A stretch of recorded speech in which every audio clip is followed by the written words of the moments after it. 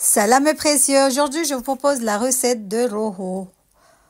Rojo ça veut dire Rohan Shigazija, mais en français on dit cœur. Cœur c'est un truc très tendre. Donc le rojo fait partie des délices comoriens, délices sucrés comoriens. C'est un tout petit peu long à préparer, mais bon ça vaut la peine.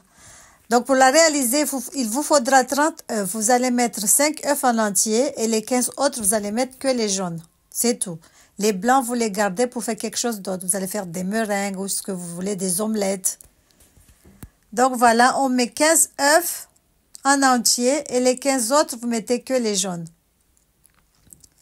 La recette, elle est longue en soi, mais un tout petit peu fatigant. Il faut être à deux pour s'entraider. Parce qu'une fois qu'on commence à mélanger, quand c'est sur le feu, il ne faut plus s'arrêter.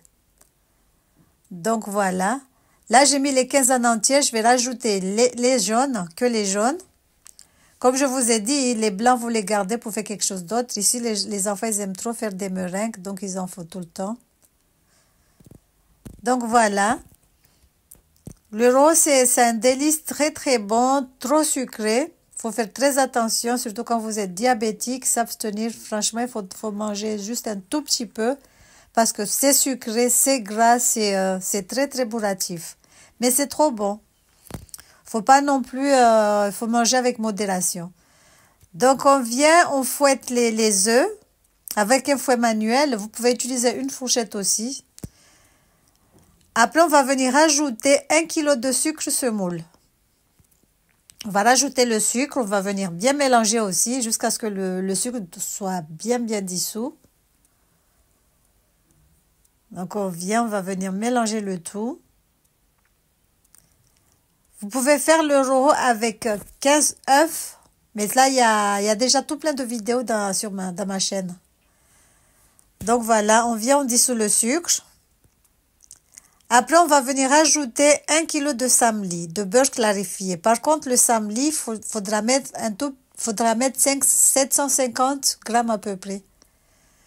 Parce que vous allez voir à la fin, si vous mettez les 1 kg de beurre, il y aura tout plein de beurre clarifié qui va stagner sur le dessus quand le rose sera cuit.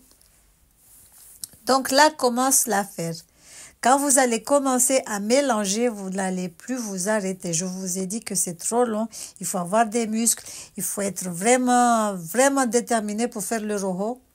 Et moi, je vous conseille d'être à deux pour vous entraider. Et utilisez déjà les spatules là, le moisi en Shigazija, les spatules longs.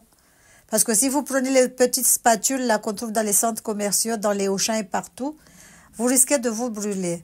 Parce que le rojo, quand il commence à se former, ça s'éclabousse un tout petit peu. Donc, c'est un tout petit peu dangereux. C'est pas un tout petit peu dangereux, ça reste quand même dangereux, surtout si vous n'avez pas l'habitude d'en faire. Donc là, on rajoute une boîte de lait concentré sucré. Après 15 minutes de cuisson. On rajoute le lait concentré sucré. On va venir bien mélanger. Je vous ai dit, il ne faut vraiment pas vous arrêter. Façon que, faut pas s'arrêter, aller chercher du sucre, aller chercher quelque chose. Il faut vraiment mélanger. Comme là, j'ai pris le risque, mais il ne faut jamais faire ça. Sinon, après, ça va former des grumeaux et le rojo, il ne va pas se faire. Donc, on mélange le tout. Donc là, c'est bon. Là, c'est parti pour avoir les muscles de Rambo. Il faudra mélanger jusqu'à ce que ça soit comme ça. Là, c'est 35 minutes de cuisson. Donc après, on va rajouter le reste du samli. On va venir mélanger le tout jusqu'à ce que ça change de couleur et que la pâte commence à se détacher, à se décoller de la casserole. J'ai oublié, je ne vous ai pas dit qu'il faut utiliser une casserole à fond vraiment très très épais. Donc voilà, parce que la cuisson, comme je vous ai dit, elle est trop longue. Donc il faut une casserole genre bon fauché. Les marmites créoles là. Donc voilà, là il faut juste attendre que ça se colore. Donc la coloration dépend de votre choix. Moi j'aime bien quand c'est un tout petit peu doré. Donc voilà, là on mélange.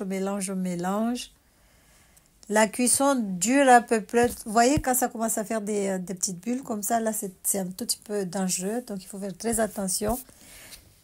C'est pour ça que je vous ai dit, il faut utiliser une spatule un peu longue, les moisir chingazija. Et n'utilisez pas des spatules en inox parce que ça chauffe beaucoup. Je pense que vous l'avez imaginé que comme la cuisselle est longue, si vous utilisez des spatules en inox, vous risquez de vous cramer les mains. Donc voilà, là ça commence à changer de couleur, à prendre la couleur que je veux. Donc là c'est bon. Je vais sortir le rojo, l'aplatir et poser du papier, du sopalin dessus pour enlever le surplus de beurre clarifié. Moi, je préfère qu'il y ait du surplus qu'il y ait rien du tout parce qu'après, le rojo ne va pas se former. Donc là, quand le rojo est tiède, on vient, on découpe, découpez comme vous voulez. Moi, j'ai découpé des petits losanges. Après, on va laisser bien refroidir. Voilà. J'espère que cette petite recette t'aura plu. N'hésite pas à liker, à partager, à commenter. Et je vous dis à la prochaine. Ça se conserve longtemps au frigo.